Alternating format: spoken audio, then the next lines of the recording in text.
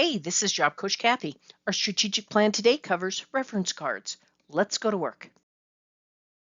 Remember in a previous module called Mock Interviews, I discussed how to get proactive in creating a library of responses covering some of these topics.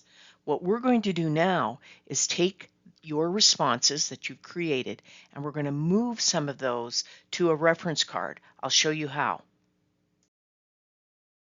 So why create a reference card? Well, a reference card is a easy and convenient way to practice your scenarios. What would I write on one?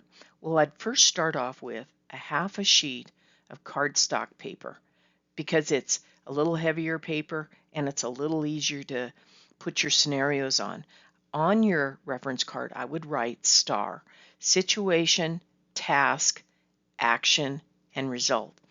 That way it's a quick reference for you to begin to remember that model on how you want to set up your interview answers.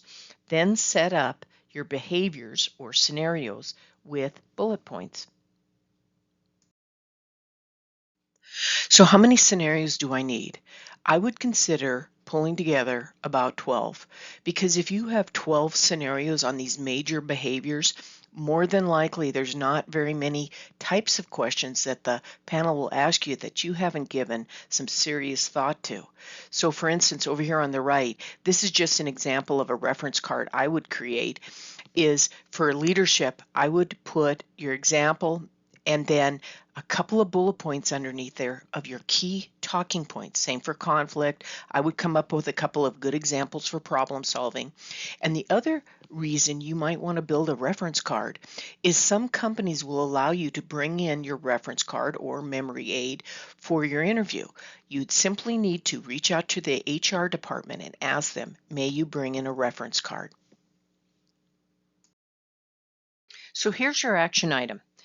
Get a piece of cardstock paper and start creating a reference card for easy practice.